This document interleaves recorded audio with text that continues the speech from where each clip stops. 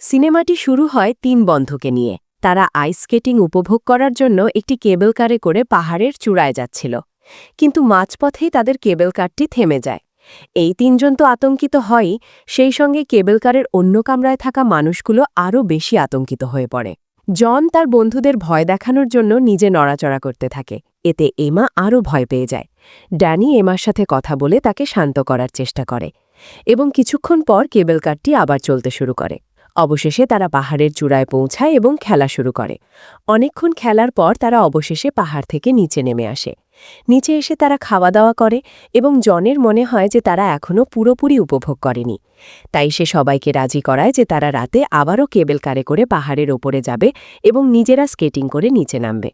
তারা যখন টিকিট কাউন্টারে যায় তখন জানতে পারে যে রিসর্ট বন্ধ হওয়ার সময় হয়ে গেছে। কিন্তু তাদের জেদ ছিল যে আজই তারা কেবল কারে করে পাহাড়ের ওপরে যাবে। তারা গার্ডের কাছে অনেক অনুরোধ করতে থাকে এবং শেষ পর্যন্ত এমার কথায় সে রাজি হয়ে যায়। সে তাদের বলে যে সে কিছুক্ষণের জন্য কেবল কারটি চালু করবে, তবে শর্ত হলো তাদের দ্রুত নিচে নেমে আসতে হবে। তারা গার্ডকে কথা দেয় এবং তিনজনে মিলে খুশি মনে কেবল কারে উঠে পড়ে। অবশেষে তারা কেবল কারে করে রওনা দেয় এবং এখান থেকেই শুরু হয় তাদের খারাপ সময়। নিচে সেই গার্ডকে তার বস ডেকে পাঠান, যাকে সে কেবল কারে করে পাহাড়ে পাঠিয়েছিল। সে অন্য একজনকে বলে যায় যে সে তিনজনকে কেবল কারে করে পাহাড়ে পাঠিয়েছে। তারা ফিরে না আসা পর্যন্ত যেন কেবল কারের সুইচ বন্ধ না করা হয়। কিছুক্ষণ পর সেই লোকটি পাহাড় থেকে তিনটি ছেলেকে নিচে নামতে দেখে কেবল কারের বিদ্যুৎ সংযোগ বিচ্ছিন্ন করে দেয় এবং সবকিছু বন্ধ করে চলে যাওয়ার প্রস্তুতি নিতে থাকে। কিন্তু আমরা দেখতে পাই যে যারা নেমে এসেছিল তারা ড্যানি এবং ড্যানির বন্ধুরা ছিল না। ড্যানি ও ড্যানির বন্ধুরা মাঝপথে কেবল কারের অনেক উচ্চতায় আটকে পড়েছিল। প্রথমে তারা ভেবেছিল হয়তো মেশিনের কোনো সমস্যা হয়েছে, যেমনটা সকালে হয়েছিল। কিন্তু কয়েক ঘন্টা অপেক্ষার পরও যখন মেশিন চলল না, তখন তারা বুঝতে পারল যে তারা এখানে আটকে গেছে। ওপরে প্রচণ্ড শীত ছিল এবং তুষার ঝড়ও শুরু হয়েছিল। সবচেয়ে বড় সমস্যা ছিল যে পাহাড়ের অত উঁচুতে কোনো নেটওয়ার্ক ছিল না যাতে তারা কাউকে ফোন করে সাহায্যের জন্য ডাকতে পারে। নিচে পুরো শহর এখন অন্ধকারে ডুবে গিয়েছিল। তাদের ভয় আরও বাড়তে থাকে এবং ঝড়ের তীব্রতাও বেড়ে যায়। জন, যে আগে সবাইকে সাহস দিচ্ছিল, সেও এখন ভয় পেয়ে কাঁদতে শুরু করে। তারা জোরে জোরে চিৎকার করে সাহায্য চাইতে থাকে, কিন্তু কেউ তাদের কথা শুনতে পায় না। অবশেষে তারা হাল ছেড়ে দেয় এবং মেনে নেয় যে তারা খুব শীঘ্রই মারা যাবে।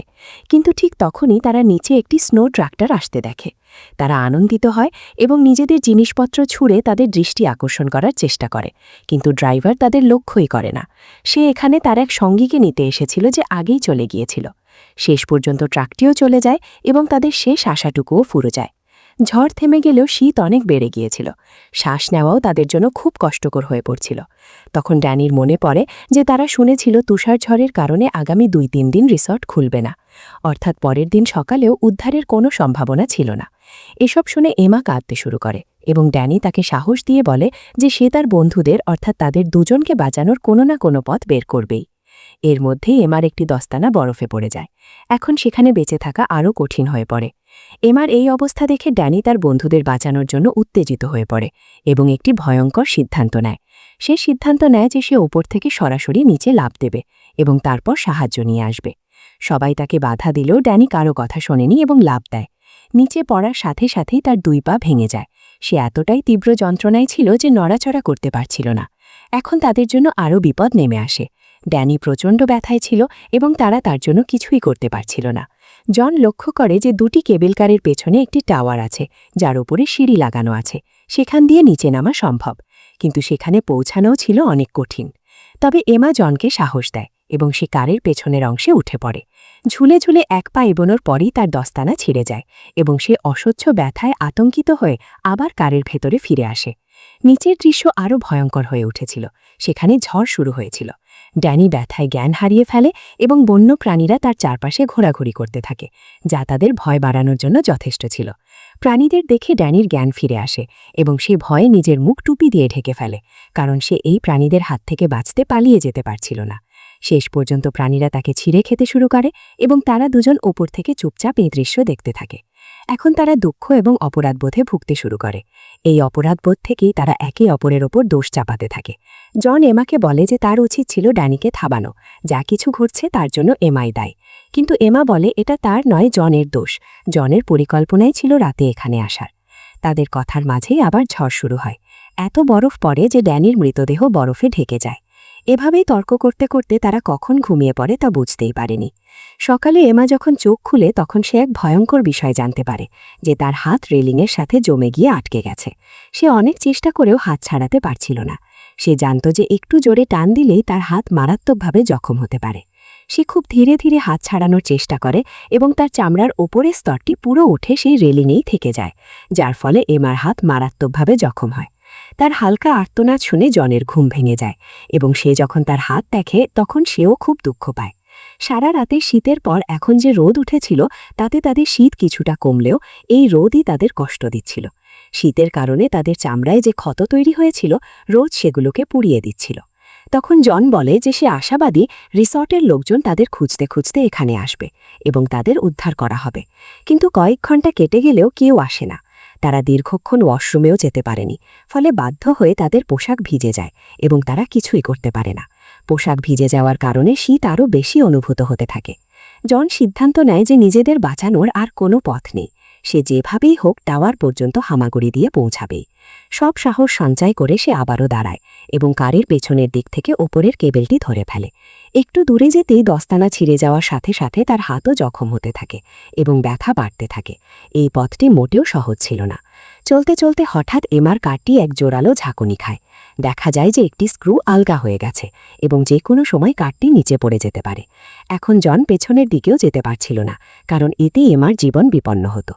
অনেক চেষ্টার পর সে কোনো মতে প্রথম কার পর্যন্ত পৌঁছায়, যার পরে আরও একটি কার পেরিয়ে সেই টাওয়ার ছিল যেখান দিয়ে তাকে নিচে নামতে হতো। এই সময় তার পুরো দস্তানা রক্তে ভিজে গিয়েছিল। আমরা দেখতে পাই যে নিচে অনেক বন্যপ্রাণী চলে এসেছে।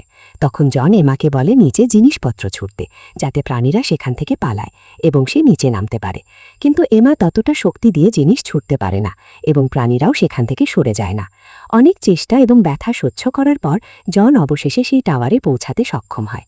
টাওয়ার থেকে নিচে নামার পর তার মনে হলো সে একটি বিশাল মিশন সফল করেছে এবং খুব শীঘ্রই সে এমার জীবনও বাঁচাতে পারবে। কিন্তু সবটুকুই ছিল তার কল্পনা। সে নিচে নামার সাথে সাথে অনেক বন্যপ্রাণী তার পেছনে ধাওয়া করে। প্রাণ বাঁচানোর জন্য সে সামনের দিকে দৌড়াতে থাকে, কিন্তু প্রাণীরা তার পেছনেই ছিল। সন্ধ্যা পেরিয়ে রাত হয়ে যায়, কিন্তু জনের কোনো খোঁজ পাওয়া যায় না। সে কোথায় ছিল, কেমন ছিল বা বেঁচে ছিল কিনা তা দেখানো হয়নি। এমা আবারও ঘুমিয়ে পড়ে। পরের দিন সকালে এমা যখন চোখ খুলে তখন সে দেখে জন এখনও ফিরে আসেনি। এবার ধৈর্যের বাঁধ ভেঙে যায়। না খেয়ে 2 দিন কেটে গেছে। এখন এখানে থাকলে সে নিশ্চিতভাবেই মারা যাবে। সে সিদ্ধান্ত নেয় বসে বসে মরার চেয়ে চেষ্টা করে দেখা ভালো। অন্তত সেখানে বেঁচে থাকার কিছু সম্ভাবনা তো থাকবে। অবশেষে সে তার কার থেকে লাফ দেয় এবং কারটি এসে তার পায়ের ওপরেই পড়ে। কিন্তু সে এখন নিজের ব্যথা সহ্য করেও এই এলাকা থেকে বের হওয়ার চেষ্টা করে।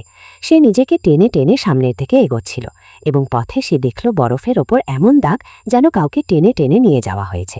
সে বুঝতে পারল যে সেই ব্যক্তিটি ছিল জন এবং প্রাণীরাই জনকে টেনে নিয়ে গিয়ে ছিঁড়ে ফেলে মেরে ফেলেছে।